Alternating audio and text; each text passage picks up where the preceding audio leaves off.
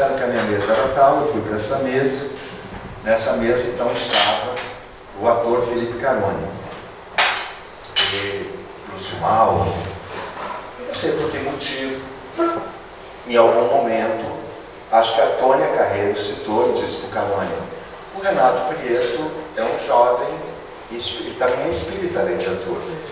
Aí o Caroni falou: olha, que coisa bacana, nós estamos nos reunindo na sala de produção do Augusto César Vanucci com a ideia de se fazer um espetáculo de teatro. Não temos nenhum jovem, você não quer ir? Eu fui. Segunda-feira, era minha folga, eu fui de curiosidade. Quando eu cheguei no local, o Augusto César Vanucci estava chegando de alguma gravação e jogou os textos na mesa e disse: vamos começar a leitura, vamos ler. Eu vou citar o nome dessa pessoa, porque era meu amigo, respeito muito, mas hoje ele já desencarnou, morreu, se preferir. E aí começou a leitura, e a leitura 10 minutos, 5 minutos depois parou a leitura. E aí o Vanucci lá da ponta da mesa, com aquela voz bem aborrecida: parou, o que aconteceu? Leitora, parou! Aí alguém gritou, disse assim: o Carlos Augusto Strasser não está aí. Então como é que vai fazer? Aí o Caroni virou e falou assim: será que o Prieto não leria para a gente aí, de cortesia e tal, no livro e tal? Aí eu peguei o texto e, claro, corri atrás do prejuízo ali, porque afinal de contas eu nunca tinha visto aquele texto. E eu li o texto. E o personagem era muito contundente, era um personagem muito complicado, muito interessante. E eu botei fôlego que eu podia ali naquele personagem. Quando eu acabei de ler o personagem, o Vanucci falou assim: então você não pode ficar com a gente? Eu falei: mas não é o Carlos Augusto Strasser? Ele falou: não, tá gravando novela, não vem, não sei o quê. Eu disse: eu estou fazendo a peça com a Tônia Carreiro e não vai dar. Ele falou: mas quando acaba a peça? Eu falei: digamos, dia 22. A gente estreia dia 10. E eu entrei na peça. Dessa maneira. A peça estreou, foi o espetáculo Além da Vida. Ele estreou e, em seguida, o Arthur da Tábua fez uma crítica contundente sobre a coragem de todos aqueles profissionais se exporem daquela maneira a fazer um texto que não era um texto casual, um texto de alguém, de algum escritor famoso, e sim um texto psicografado. Bom, aí piorou, aí explodiu, Foi uma explosão demográfica de sucesso. O espetáculo explodiu. Automaticamente o Vanucci então disse: eu estou te escalando aí para fazer um programa que vai voar todos os domingos na TV Globo. Claro, eu aceitei, ele me deu um contrato. E depois ele falou: eu quero você fazer um especial que eu quero fazer sobre paranormalidade e tal. Eu, claro, aceitei, era mais uma grana e também era bom. E aquilo foi uma explosão demográfica. No meio do caminho, eu era mais jovem, o Vanucci morreu, se preferir, eu falo morreu, eu uso desencarnou. Vanucci foi, Caroni foi, Lúcio Mauro adoeceu. E aí eu já tinha ido muitas vezes ao Chico Xavier. Já era amigo dele. E aí eu falei: não sei se eu quero continuar com isso, gente. Imagina só, eu tinha toda uma formação acadêmica da profissão, acabando de sair de um clássico, e aí caído num espetáculo psicografado, as pessoas caíam de pau, e criticavam, e julgavam, e eu disse: não sei. Aí eu fui falar com o Chico falou assim: Renato, você não é obrigado não, mas se você quiser a gente vai gostar. Não para não, continua, não vai atrapalhar não. E aí, logo depois então eu fiz um outro trabalho, o trabalho também foi uma explosão. E aí um dia eu estava ali na plateia, estou, claro, encurtando as histórias, do jeito que parece que pula anos aí. E eu estava ali, e aí eu comecei como eu todo espetáculo. Eu diria até que eu nem sei se alguém fez isso antes de mim, mas eu comecei a fazer isso porque eu achava muito chato, como acho até hoje. A pessoa vai para o teatro, paga estacionamento, entra no teatro, compra ingresso, assiste a peça e não pode dizer nada, porque ele sai pela frente e o ator sai pelo fundo. Eu falei: não, quem vai abrir a porta para o público ir embora sou eu.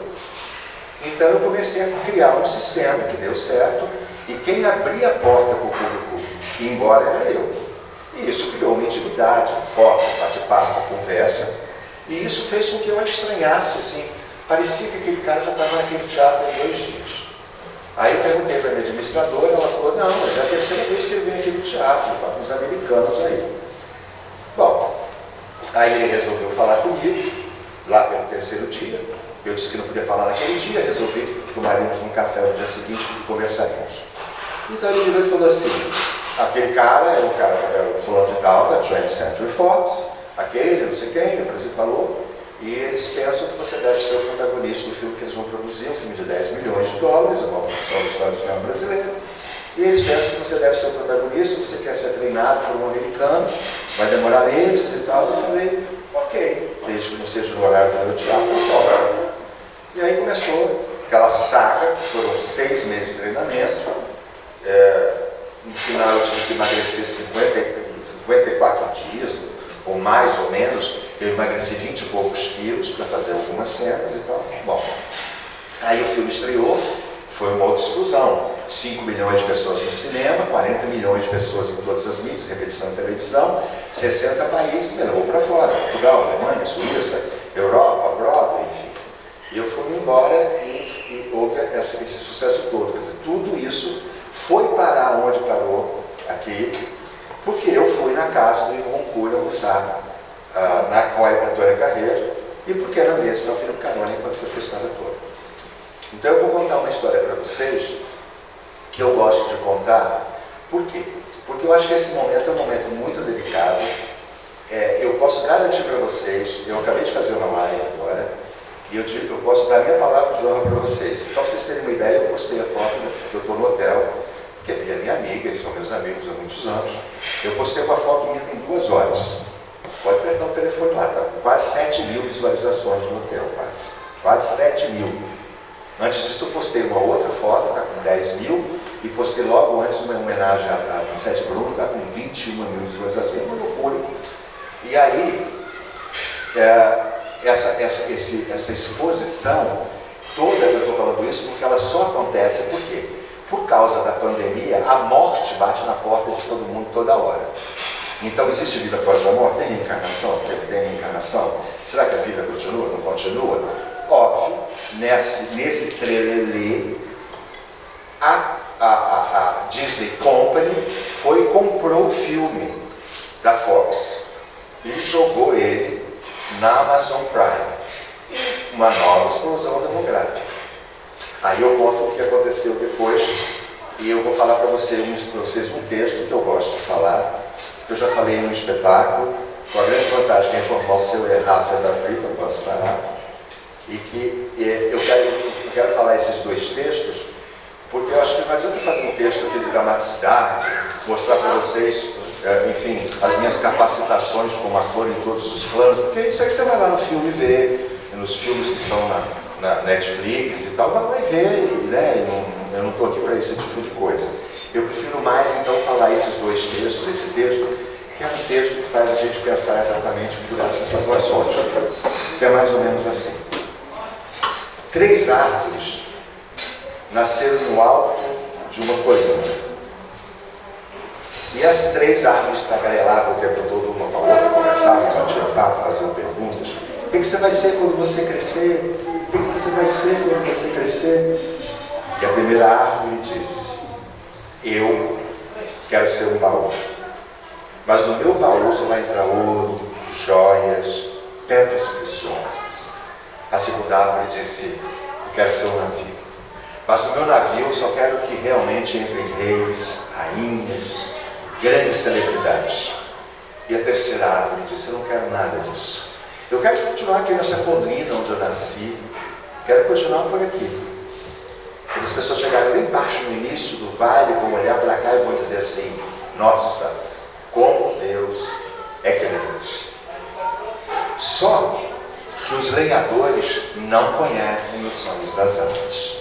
E violentamente sobem até a colina, cortam as 3, arrastam o morro abaixo, e a primeira árvore é cortada impiedosamente e vira um coxo, onde os animais comem todos os dias. A segunda árvore é cortada impiedosamente e vira um desses barcozinhos simples que vão para lá, para cá, trazendo peixes pequenos do alto mar. A terceira árvore é cortada em grossas vigas e transformada num estábulo naquela fazenda, mas não sabe por quê.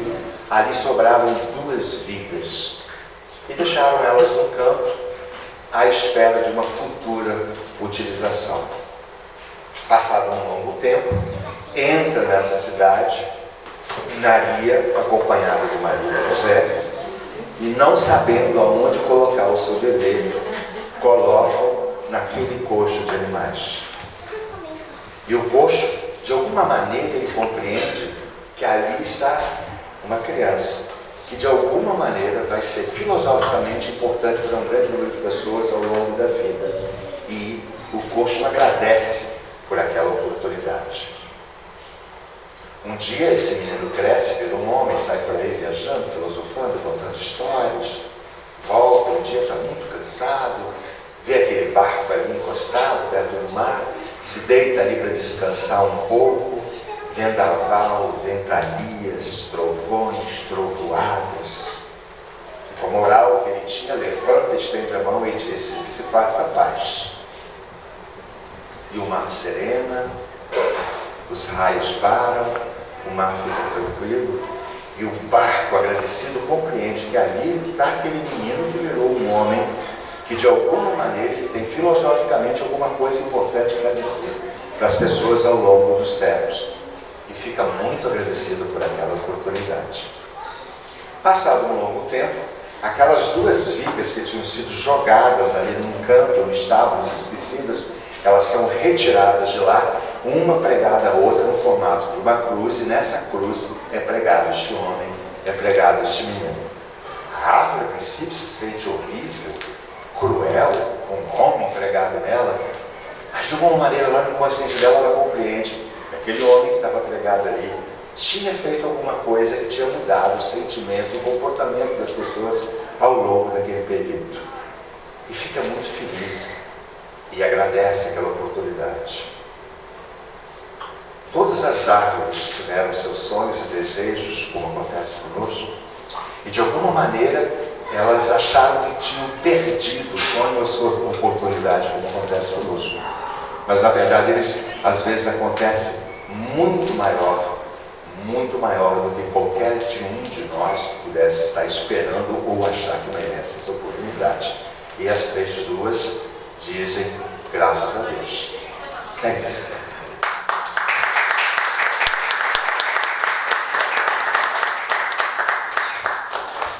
Aí quando eu cheguei fora do Brasil, veio um homem falar comigo e me perguntou então se eu não queria fazer uma outra coisa. Eu falei que queria fazer essa outra coisa. Então, quando eu voltei para o Brasil, eu já sabia mais ou menos que essa bomba estava explodindo. Então eu rapidamente comecei a preparar trabalhos para disponibilizar para as pessoas, porque eu sabia que a classe artística é a primeira pessoa que ia levar o tapa e a última pessoa que ia conseguir colher alguma coisa. Num país como o nosso, em que a cultura não tem a menor importância, numa situação política que não nos é favorável, numa lei, como a lei que foi feita por classe artística, que é seletiva, não é uma lei que ajuda porque tem que ajudar, porque aqui as pessoas julgam as pessoas. Então você é menor do que eu, ele é maior do que eu, ou ele se acha maior do que eu. Lamentavelmente criaram uma lei, e eu não posso nem falar, porque no meu caso, eu nem fui excluído. Mas a realidade é que a lei ela é seletiva. Um grupo de pessoas decidiu quem tinha direito, podia ou não podia receber. E muita gente que nós sabemos que tem capacitação, não foi ajudada. Não recebeu e não vai receber ajuda, está lá na 8ª lista. Eu acho que isso é um dinheiro que foi disponibilizado de algum tipo de renúncia para ajudar uma classe, fosse ela qual fosse, não a minha. Ela não poderia ser seletiva porque você é achado menor, aquele espetáculo é menor, aquela atriz é menor, aquele ator, a crítica não gosta, ele não é intelectual, porque todo mundo no meio artístico se acha intelectual. Eu acho que não tinha que ser seletivo, tinha que ser contemplativo. Cada um nas suas condições, como podia, Então eu cheguei mais cedo que todo mundo e comecei a colocar os espetáculos online. E eu, por educação, se vocês preferirem, eu posso ser mal educado, eu fui logo de cara e fiquei em primeiro lugar, a pessoa que mais levou o público numa apresentação teatral online, junto nos 3 primeiros lugares, Ilha Cabral, eu e a Maite Proença. Mas se vocês quiserem que eu seja mal educado, na verdade, eu não sou um dos 3 primeiros lugares. Eu sou o primeiro lugar. Isso porque o público vai lá e escolhe por alguma maneira que tem que ser aquilo ali. Né? É um número maior de público. Eu falei, opa, então vamos tentar por aqui. Então, nesse período, eu fiz outros projetos e outras coisas. Eu vou começar a filmar daqui a uns 30 dias uma série com 8 episódios chamada Viver de Novo. Estou escalado para fazer o Nosso Lar 2, parado, não sei quando começa. E estou escalado para ser protagonista de um filme chamado Jardim de Girassóis. E estou escalado para tal série que eu falei para vocês que começou nos Estados Unidos chamada Life Goes On. Essa também está meio parada andando. Vai, para. Fora disso, tem os espetáculos então que estão sendo feitos. Mas eu acho assim, o que me impulsiona é a gratidão. Eu tenho uma profunda gratidão dentro de mim por todas as oportunidades que a vida me traz.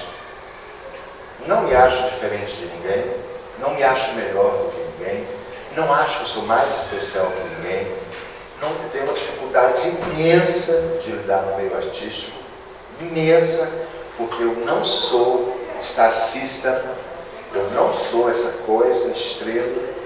É difícil, é complicado, o colega sabe disso, que é complicado. Você tem que lidar com coisas que nós não lidamos, não fomos criados com elas, nossa família não criou a gente assim, criou a gente, né? Então você é honesto, você é íntegro, comprometido com ideias, com ideal, a coisa complica, porque o outro daqui vai de outra maneira, de maneira suja, sórdida, desrespeitosa, conseguindo dinheiros escusos, desrespeitosos, e a gente não se vende, a gente se respeita. Então o caminho da gente, ele vai sendo um pouco travado, mas isso não significa que nenhum de nós não chega ou não chegou ou não chegará onde quis chegar. Porque eu não deixei de fazer tudo o que eu quis fazer, porque alguém achou que podia impedir, porque eu poderia ter menos ou mais, ou por ser preterido dentro das ideias, entendeu? Então eu vou abrir agora, vocês podem fazer 3 perguntinhas, ok? E depois eu faço um texto e a gente encerra esse nosso bate-papo. Faça uma pergunta qualquer. Não tenho vergonha não, gente, aqui todo mundo está em casa.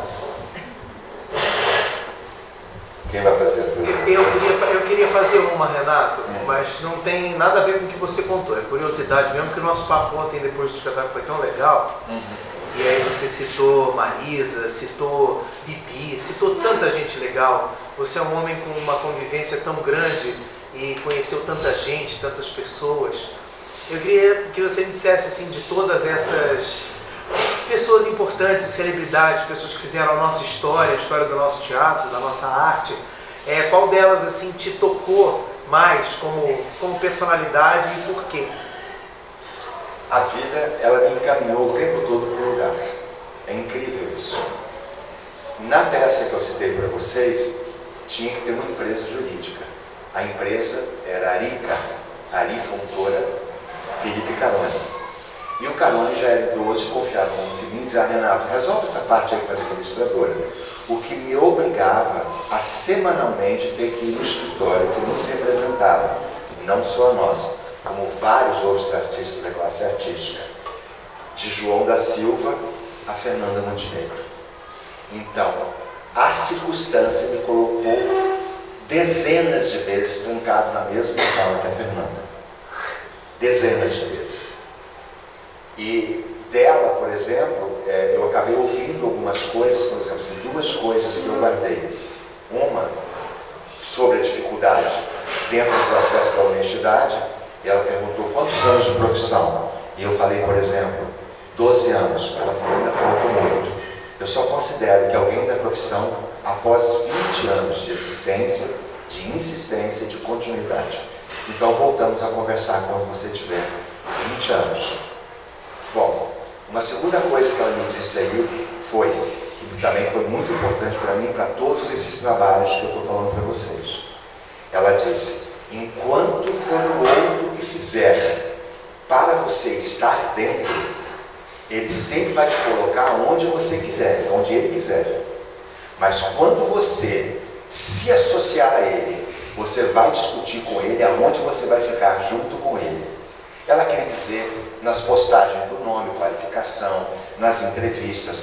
Por exemplo, no contrato constava que nenhum ator do filme Y que eu fiz, se não era eu que estava dando a entrevista, ele tinha que citar por contrato. Ele tinha que dizer, por exemplo, estou gravando o filme com fulano, Beltrano e com o Renato Prieto. Era no contrato, isso aí. Constava no contrato. E aí eu falei, ela tem toda a razão. Ela disse, se você não fizer isso, o seu nome continua lá embaixo e o produtor continua lá em cima. Então eu fui até o Teatro Opinião, conversei com o João das Neves, o Cocó, que era meu grande amigo, Teatro Opinião, o auge do Grupo Opinião, e eu disse, qual o dia que você me dá de presente sem que eu possa te pagar nada, só percentual? E ele me disse, sexta e sábado à meia-noite. Nessa época, para os mais antigos ou os mais jovens que não sabem, não se apavorem. Existia um projeto teatral chamado Meia-Noite, né? Havia um projeto que estava dando certo e eu aceitei. Agora, como colocar público à meia-noite?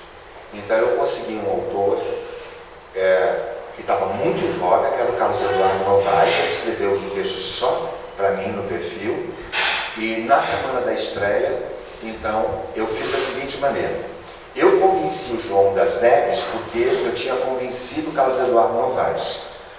Eu convenci o diretor Y porque eu tinha convencido o João das Neves. Então assim, quando eu cheguei no diretor eu disse, o Carlos Eduardo Novaes vai escrever um texto para eu fazer que eu vou estrear no Teatro Opinião.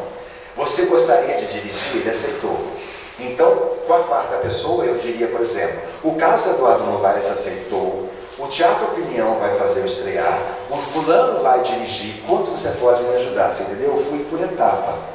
E a etapa final foi quando eu consegui prensar numa situação que eu consegui.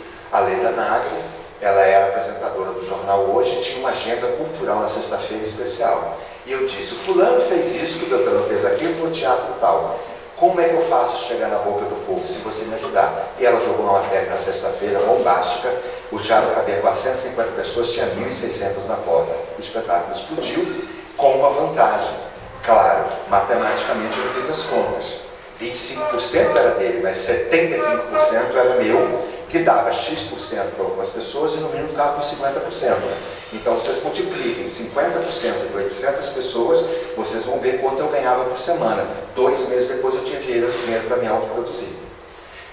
Então isso eu devo a ela. E aí, na apresentação de Laila Caran, que é muito minha amiga, não sei se vocês conhecem, para quem não sabe, a Laila Caran foi que fez a Elis Regina no teatro.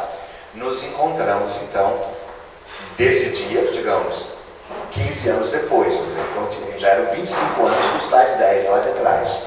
E eu virei para ela e falei assim, e agora, Fernanda, que tem 27, como é que fica? Ela falou assim, agora você faz parte do grupo, você está na roda. E eu acho então que ela ainda é um grande exemplo que a gente tem a seguir.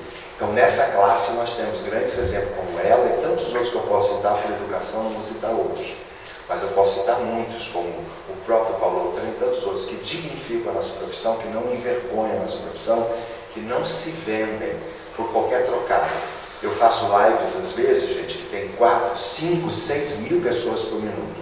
Eu nunca apresentei um produto e não tenho coragem de fazer isso, de ficar fingindo que eu estou fazendo assim com a mão para vender o esmalte de alguém. Eu acho isso sórdido, desnecessário. Eu posso procurar outra maneira para sobreviver. É a minha opinião. Mas se você quer vender, venda, eu não tenho nada com isso. Também não critico quem venda. E eu não faço isso. Entendeu? Eu poderia fazer, ganharia muito, já tive pelo menos 3 ofertas disso. Agora, não me vejo fazendo isso com um produto que eu não uso, não vou fazer isso. Alguma outra pergunta que vocês querem fazer?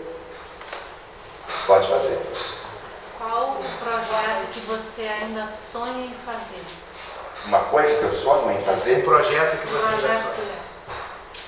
Olha, Eu acho que essa série, escrita pelo...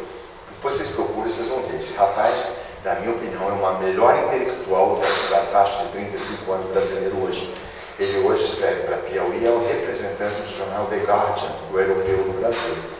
Pense num cara altamente intelectualizado. Mas eu conheci Caio quando ele tinha 8 anos, numa situação complexa, inclusive. Quando a VASP fechou, a família não tinha onde ficar, eu os acolhi todo na minha casa, no Leme. E depois todos foram voar alto, como estão voando, e claro, criou-se, na verdade, uma fertilidade. Caio escreveu uma série que se chama, você pode dar o título que seja A Lei da Vida ou E a Vida Continua, mas ele escreveu em inglês, é fabuloso. O trabalho dele é fabuloso. Qualquer pessoa dirá que é fabuloso. Hoje ela está sendo analisada pelo grupo, te falei, pela grande empresa, posso dar spoiler, desculpe, me lembrei que ele assinou um contrato que eu não pode dar spoiler, falei para você em particular. Ele assinou um contrato que ele não pode dar spoiler enquanto eles definirem se vão ou não fazer, mas é uma das maiores empresas de televisão fechada, streaming no Brasil, e é um personagem fabuloso. E a segunda coisa, eu vivi muitas vezes com Chico Xavier. Eu tenho um olhar sobre ele que as pessoas não têm.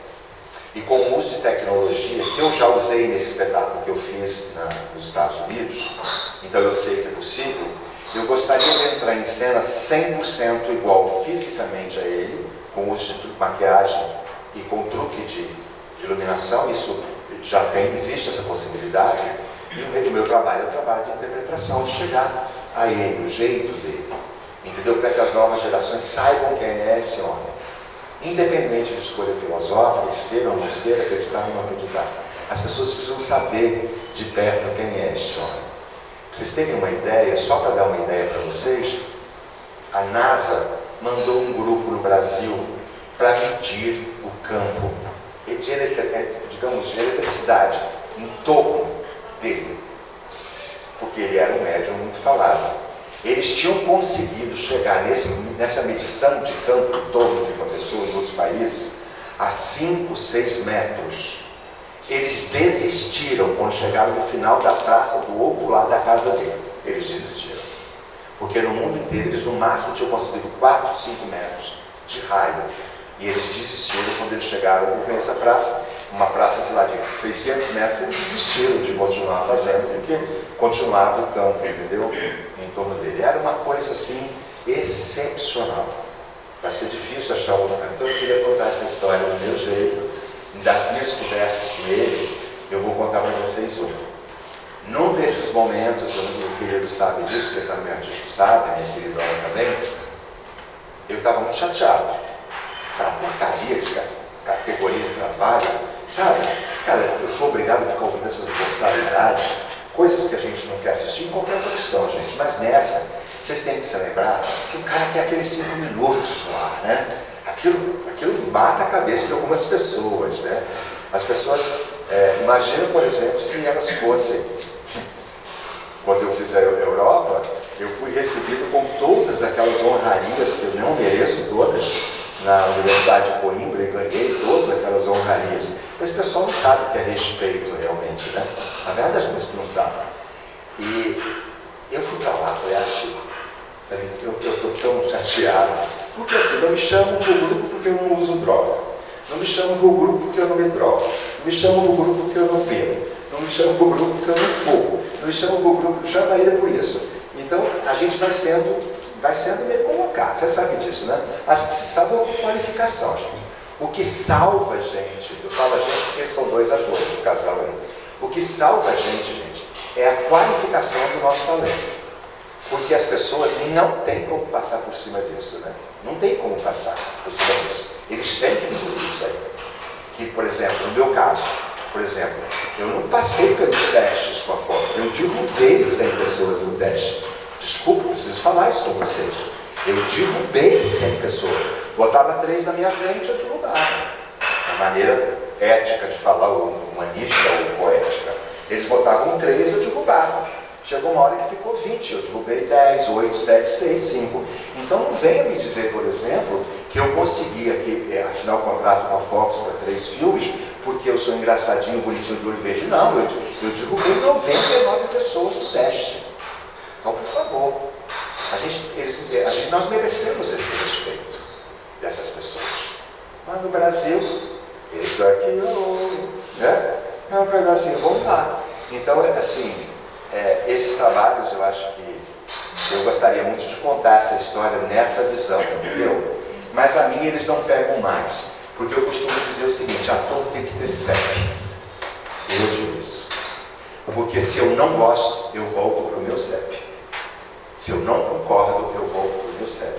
Então, se você puder ter, nem que seja um quartinho, no fundo de um quintal, mas é o seu quartinho, você tem que ter para onde voltar, para você não se sujeitar a nada. Eu tenho CEP, eu dou boa tarde e me retiro. Mas a mina dignidade, o respeito a essa profissão, a minha gratidão por ela, ninguém vai manchar ela. Até eu morrer. Vai ser ruim. E nós temos grandes exemplos, como a própria Fernanda Montiel. Eu vou... Obrigado, viu, querida? Renato. Oi. Ela quer fazer uma pergunta. Pode perguntar, velho. Boa noite, Renato. Eu queria conhecer um pouquinho da tua origem, do teu início no Espiritismo. Você se colocou... Meu amor, eu posso contar. As minhas irmãs estão aqui, sou mais nova do que eu, coitado, não vou lembrar. Mas assim, essa história está exaustivamente contada num livro, mas eu vou simplificar. Nós morávamos numa casa no final de uma rua, ali perto, que era aquela segunda casa da tia, depois foi morar ali em Marilândia, não sei se você se lembra. E eu, com 3 meses de idade, estava muito doente.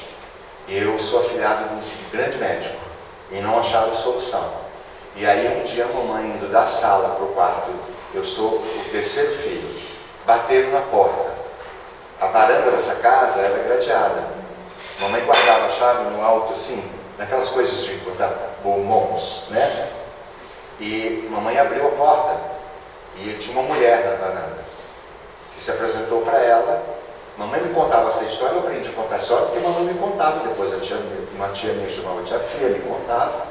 Eu fui levando a história, colhendo os frutos. E aí a moça pediu um copo d'água. E aí mamãe olhou para o portão, viu o portão fechado. Mas não sabia se estava com chave, não dava para ver de onde ela estava. Então, mamãe falou, olha, me desculpa, vou pegar o copo de água da senhora. Voltou achando muito estranho a presença daquela mulher aí.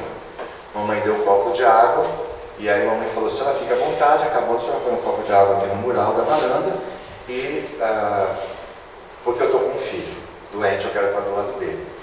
Eu estava inchado 3 vezes mais o peso, 3 vezes inchado. Ela falou, mas esse é o motivo da minha visita. A mãe falou que achou engraçado, porque eu era afilhado do tal médico, então era para ele que ela devia obediência.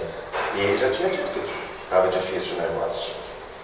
Mas a mamãe dizia assim, mas ela era muito simpática, ela era educada, ela tinha um jeito doce. A mamãe me descreveu ela, 45 anos, 50, cabelos curtos, negros, sem nenhum fio branco, muito simpática, muito doce. E mamãe falou que resolveu ouvir, pois não. Aí ela disse, a senhora pega a erva tal, deu lá uma receita para ela. Mas a mamãe falou, eu não sei como encontrar essas coisas. Ela disse, a moça que está lá na cabeceira cuidando dele, que eu vou ter que descobrir com alguém, eu nunca me lembro o nome dela, não sei qual é, ela sabe onde encontrar. Só que nesse momento, a mamãe na porta, que dava para a sala, portanto ela era impedimento, né? Na varanda, alguém chamou, por algum motivo, ela se virou. Quando ela se voltou, a mulher tinha desaparecido da frente dela. Então o primeiro impulso da mamãe foi ir ao portão, que estava trancado a chave, sem a chave no portão. E ela voltou para a sala. A chave estava em cima do lugar de sempre. Então a mulher desapareceu da frente dela. A mulher tinha nome, endereço, CEP, telefone. Noêmia é o nome dela. Até hoje eu sei o nome dela, Noêmia. Então mamãe, apavorada, um tanto nervosa, foi até essa moça e disse, contou o que tinha acontecido com ela, essa coisa estranha, né? Bizarra, fora do comum. E aí a moça virou para ela e falou assim, olha, eu não entendo nada disso que você está falando não, mas ela disse, eu não sei onde encontrar. Ela disse para a senhora que eu sei onde encontrar. E nisso ela acertou. Eu conheço tudo isso. Então a mamãe falou, vá buscar essas coisas todas. E a moça buscou, começou a fazer tudo conforme ela foi dizendo. 3 ou 4 dias depois eu comecei a ficar bom, até ficar bom de vez. Então, a partir daí, quando eu cresci, começou a acontecer um fenômeno comigo. Eu via essa mulher e conversava com ela. Ela falava comigo. Tipo, coisas com criança, de criança. Pega esse brinquedo do seu irmão. Enfim, tinha uma simpatia qualquer. E eu aprendi, eu cresci achando que qualquer problema que eu tivesse, eu deveria falar com essa moça. E eu falava com essa moça o tempo todo. Ela aparecia, eu falava com ela. Isso com 3, com 4, com 5, com 6. Então, quando eu tinha uns 10 anos ou 12, eu entrei num período de revolta. Por que todo mundo diz que Deus é bom, onipotente, onipresente, pai igual para todos? Eu me pegava só nesse pedacinho, pai igual para todos. Eu posso, ele não pode, eu tenho, ele não tem. E aí eu achei, na entrada do apartamento que eu já estava morando, já jovem, em Rio, uns livros. 2 pilhas de livros que tinham sido deixadas ali. Então eu comecei a ler, sozinho, autodidata. Todos eram livros do Chico Xavier, ou do Divaldo Franco, ou dele. Só que todos os livros citavam um tal de Kardec. Eu não sabia da existência. Eu fiquei, inclusive, muito chateado, porque um dia eu perguntei para uma amiga se ela sabia onde que eu encontraria Kardec. Eu achava que eu fosse encontrar Kardec em Copacabana, em Ipanema, no escritório dele. E ela falou, ih, Renato, morreu em 1800 e pouco. E eu fiquei super aborrecido com isso.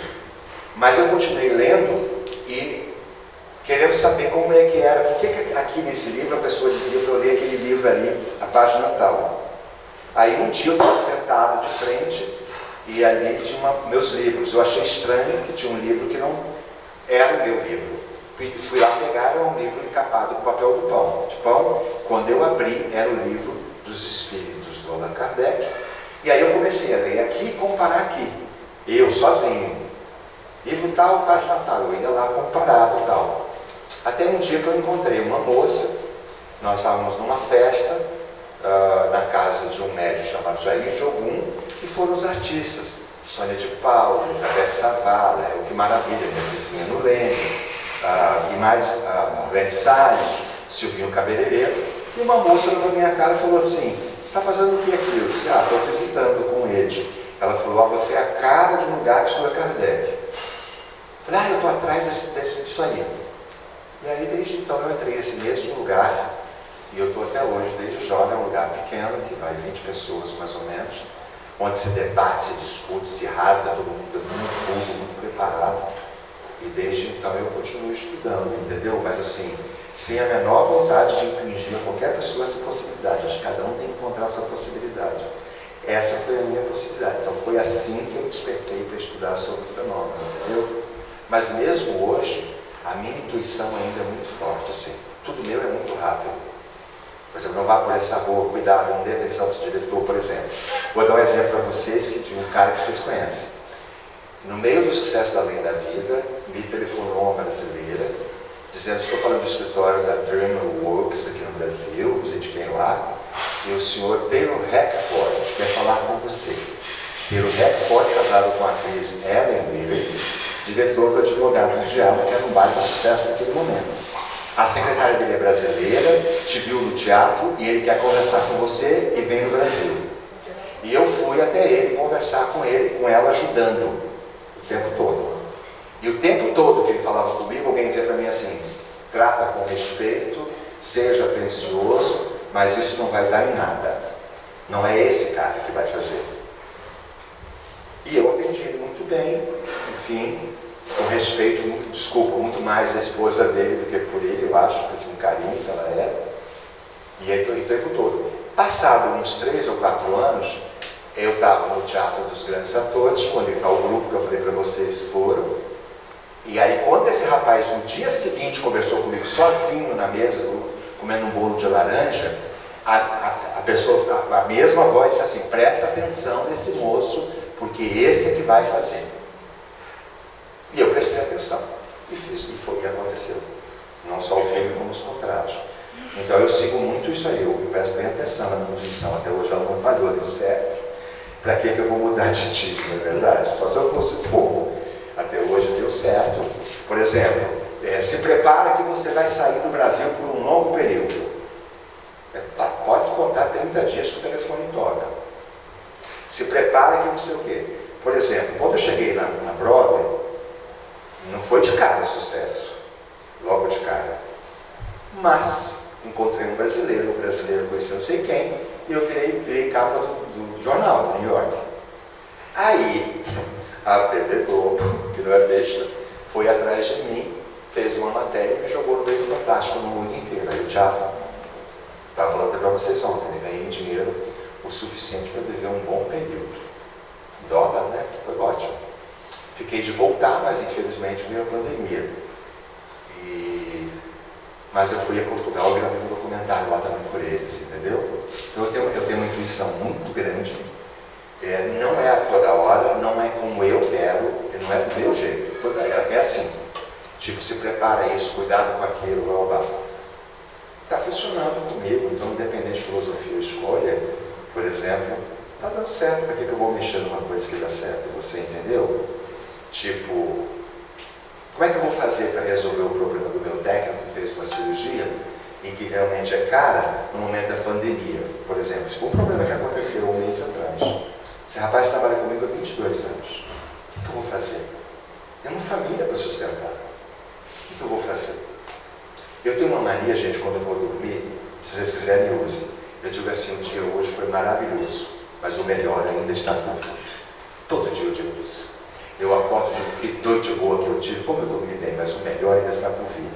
Eu abri o telefone e tinha um amigo meu dizendo assim: acho que você vai precisar desse presente que eu estou te dando. O dinheiro era 2 vezes mais o custo da cirurgia dele. Para que eu vou mudar de time? Está dando certo. Concorda? Se quiser, meu telefone está ali na mesa, eu posso mostrar um recibo para vocês. Então, para que não haja dúvida, por acaso, meu telefone está ali.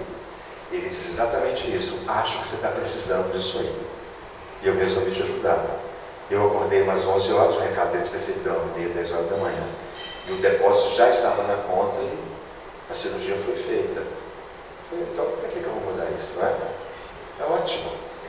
Agora, para encerrar essa parte, vou falar um texto para vocês. Eu quero falar uma coisa para vocês. Eu tenho um amigo meu, depois de muitos anos vendo a Noemi, um dia eu comecei a sonhar com um cara, um homem, de uma beleza que eu nunca tinha visto na minha vida, até hoje eu não vi. E ele só falava assim para mim, por exemplo: boa noite, tudo bom? Eu sou o Raiz. Eu dormindo. Lá pelo segundo dia, terceiro, quando ele chegou, eu já sabia quem ele era. Eu dizia: oi, Raiz, tudo bem? Boa noite. Bom dia, boa tarde. Ele não esticava muita conversa comigo. Ele só dizia: tá tudo bem, como você vai? Tudo bem? Já me apresentei, eu sou o Raiz. Aí lá pelo tanto dia, eu vi ela. Ela disse: você está sonhando vários dias com um homem que se apresenta chamado Raícha. Ela disse: eu tenho coisas a fazer, mas ele vai ficar por aí agora. Então um dia eu dirigi uma pergunta a ele relacionada à nossa profissão. Aos olhos do mundo, quando você vê o estardalhaço de uma pessoa lá no canto com 1 milhão de pessoas e aquele silêncio de um grande espetáculo de 1.500, a plateia grita, a imprensa grita, todo mundo diz quanto aquilo é grande. Aquilo é 100% grande, primeira página do jornal, a TV Globo transmite ao vivo, aquilo é uma festa. Lá, talvez a TV educativa tenha transmitido uma coisinha, mas era o melhor que acontecia naquela rua, era o que estava no final de lá. E eu perguntei para ele: aos olhos do mundo isso é 100%. E aos olhos do mundo isso é 10%. Ele disse: aos olhos do plano espiritual, isso é 100%. E isso é 5%. Então continua o seu trabalho. E aí eu acho que ele tem toda a razão. Eu acho que ele está certo. Eu acho que as pessoas confundem essa profissão, que é de criar, doar, se emprestar, mudar histórias, através de personalidades, como infelizmente o nosso querido Dr. Maria. Mudar histórias. E não para embelezar, vender shampoo, ganhar dinheiro, comprar mansões, aeronaves, ralo. Não é para isso. Pode ser também isso. Mas a profissão, a arte, ela não existe só por causa disso. Ela existe para mudar os pensamentos, para transmutar as ideias. Foram os artistas que mudaram. Foram os artistas que foram expulsos do Brasil, castrados, vilipendiados, pisoteados, como Geraldo Vandré, que gritava, não. A literatura está ali para dizer isso, a música está aí. Os grandiosos estão aí. Foram os artistas em todas as áreas que fizeram o mundo saber que século era aquele, graças àquilo que ele deixou. Não é só por isso que nós estamos aqui. Se o artista compreender isso, ele conta uma bela história ao longo de 80 anos. Senão, ele vai cair numa vala em algum momento e vai feder e vai ficar feio o negócio. Eu vou dizer para você um dos textos que eu disse no 10º encontro chamado Você e a Paz. Eu gosto dessas coisas. Três jornalistas me ajudaram a fazer uma defesa de uma tese chamada Saneamento Básico e Saneamento Mental através do comportamental. E hoje eu tenho que lembrar, alguém se lembrou do nome, que era do Instituto da Melinda, casada com Gates. Melinda Gates. E ela descobriu um trabalho que eu fazia anos no Morro do Juramento, hoje Favela da Galinha, altamente perigosa. Me perguntaram se eu ia, então 3 jornalistas me ajudaram, eu fiz uma defesa e no final eu falei essa história, que independente de qualquer conteúdo filosófico, pense na história, porque quem escreveu isso foi a grande poetisa Amélia Rodrigues. Senhor, muito obrigado pelo ar que nos dás, pelo pão que nos destes, pela roupa que nos vestes, pela alegria que possuímos por tudo do que nos nutrimos. Muito obrigado pelos olhos que temos. Olhos que veem o céu, a terra, o mar, olhos que se iluminam de amor ante o majestoso festival de cor da generosa natureza. Mas os que perderam a faculdade de enxergar, deixem por eles lugar. Sei que algum dia voltarão a sonhar. Obrigado pela minha voz, mas também pela voz que ama, canta, ajuda, socorre, ensina, pela voz que fala de amor. Muito obrigado. Recordo-me sofrendo daqueles que perderam o dom de falar e nem o seu próprio nome podem pronunciar. Os que vivem atormentados da vazia, não podem cantar à noite nem ao dia, eu suplico por eles. Sei que algum dia eles hão de poder sonhar. Obrigado pelos ouvidos meus, pelos ouvidos que foram dados por Deus. Obrigado porque eu posso escutar vários nomes sublimes e assim eu posso amar. Muito obrigado pelos meus ouvidos que registram a sinfonia da vida no trabalho, na dor, na lida, o canto e o gemido do vento nos galhos do almeiro, a voz longínqua do cancioneiro e as lágrimas doridas do mundo inteiro. Mas os que perderam a faculdade de escutar, deixa-me por eles rogar. Eu sei que um dia eles poderão sonhar. Obrigado por essas mãos que são minhas alavancas do progresso e da redenção. Eu agradeço pelas mãos que me dão a Deus, pelas mãos que fazem ternura, que socorrem na amargura, pelas mãos que acarinham, pelas mãos que elaboram leis, pelas mãos que cicatrizam feridas, retificando as carnes sofridas, as dores de muitas vidas. Eu suplico por eles, Senhor, e sei que um dia poderão sonhar. Obrigado pelo meu lar, o recanto de paz, a escola de amor, a mansão de glória. Obrigado pelo amor que eu tenho, pelo lar que é meu, mas se eu sequer um dia nem um lar tiver, um canto amigo para me aconchegar, um ombro amigo para me confortar, direi e cantarei ainda obrigado, porque sei que alguém em algum lugar me ama, que alguém me deu a vida jovial, alegre, por seu amor o tempo todo favorecido. Obrigado o tempo todo porque eu nasci, obrigado o tempo todo porque eu creio em alguma coisa. Muito obrigado, Senhor. Muito obrigado, Senhor.